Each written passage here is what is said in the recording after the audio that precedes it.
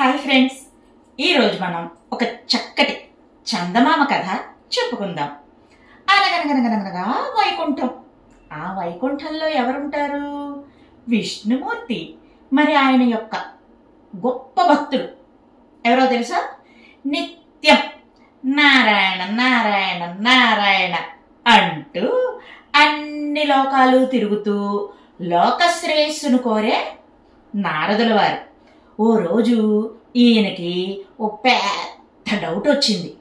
ఏంటయ్యా అది అంటే, సత్సాంగత్యం దీనివల్ల కలిగే లాభం ఏమిటి అంటే, మంచివారితో స్నేహం చేసినా, మరి వారి మంచి మాటలు విన్నా మనకు కలిగే లాభం ఏంటి, ఏం కలుగుతుంది, ఇదన్నమాట ఆయన డౌట్.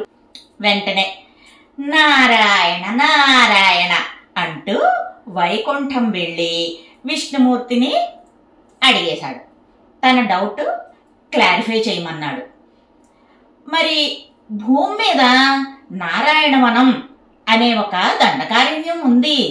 అక్కడ ఒక క్రిమి అంటే ఇన్సెక్ట్ ఇప్పుడే పుట్టింది. ఈ ప్రశ్న వెళ్ళి దాన్ని అడుగు అన్నాడు విష్ణుమూర్తి. నారదుడు మేఘాలలో తేలుతూ ప్రయాణం చేసి దండకారణ్యంలో ప్రవేశించాడు. ఆ క్రిమిని గుర్తించాడు.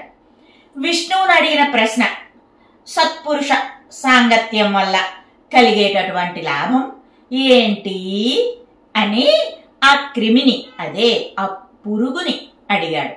ఆ పురుగు ఒక్కసారి అలా తలెత్తి నారదుడి కేసి చూసి ప్రాణం వదిలేసింది. అంతే, నారదుడు కంగారు పడిపోయాడు. పరిగెట్టుకుంటూ విష్ణుమూర్తి దగ్గరికి వెళ్ళిపోయాడు. జరిగింది చెప్పాడు. తన అనుమానం తీరలేదు అని కూడా చెప్పాడు. ఏం పర్వాలేదు, ఈసారి భువనపురి అనే ఊళ్ళో భద్రుడు అనే బ్రాహ్మణుడు ఒక ఆవును పెంచుకుంటున్నాడు. ఆ ఆవు ఇప్పుడే దూడనీనింది. మరి నీకు వచ్చినటువంటి డౌట్ అనుమానం దాన్ని అడిగి తీర్చుకో, భయం లేదులే అని సలహా ఇచ్చాడు విష్ణుమూర్తి. సరేనంటూ నారదుడు వెళ్ళాడు. ఆ దూడని గుర్తించాడు. విష్ణువును అడిగిన ప్రశ్న దాన్ని కూడా అడిగాడు. ఆ ఆవు దూడ తలపైకెత్తి నారదుల వారిని ఒక్క 2 క్షణాలు అలా చూసి చచ్చిపడిపోయింది. మళ్ళీ నారదుడు నిజంగా భయపడ్డాడు. ఇదేంటి ఇలా జరిగిపోతోంది అని విష్ణువు దగ్గరికి వెళ్ళి భయంగా జరిగింది చెప్పాడు. ఇంకా తన అనుమానం కూర తీరలేదు అన్నాడు.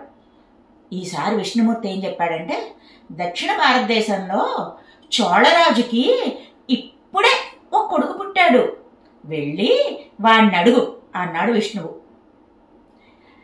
నారదుల వారికి అస్సలు ఇష్టం లేదు. కానీ విష్ణుమూర్తి అంతటి వాడు చెప్పాడు కదా, అందుకని నారదుడు వెళ్ళి చోళరాజు కొడుకుని కలుసుకుని భయపడుతూనే తన సందేహాన్ని వివరించాడు. అప్పుడు ఆ బిడ్డ ఆశ్చర్యంగా, చంటి బిడ్డ, అప్పుడే పుట్టిన బిడ్డ, నారదుల వారితో మాట్లాడాడు. స్వామి, నేను క్రిమిగా పుట్టాను. తమ వంటి సత్పురుషుని చూశాను. మీ దర్శన మాత్రం చేత పుణ్యం లభించి మళ్ళీ అదిగో ఆ బ్రాహ్మణుడింట ఆవుకి దూడగా పుట్టాను. నా అదృష్టం, మళ్ళీ మీరు నా దగ్గరికి వచ్చారు. మీ దర్శనం నాకు జరిగింది. ఆ పుణ్యఫలం చేత ఇదిగో ఇలా రాకుమారుడిగా పుట్టాను. సత్సాంగత్యం గురించి ఇంతకన్నా నిదర్శనం ఏముంటుంది? ఇంకేం చెప్పను అన్నాడు రాజకుమారుడు. నారదులంతటి బ్రహ్మజ్ఞానికి కలిగినటువంటి అనుమానం ఈ ఆన్సర్తో పట్టాపంచలైపోయింది, తీరిపోయింది. ఏంటంటే, ధర్మం తప్పక జీవించేవారి స్నేహం మంచి ఫలితాలని ఇస్తుంది అని తెలుసుకున్నాడు. మీకు తెలిసిందిగా. సో మంచి వారితో ఫ్రెండ్షిప్ చేద్దాం, మంచి లైఫ్ అనుభవిద్దాం. ఓకేనా? మరో మంచి వీడియోతో మళ్ళీ మీ ముందుకు వస్తా. By bye friends.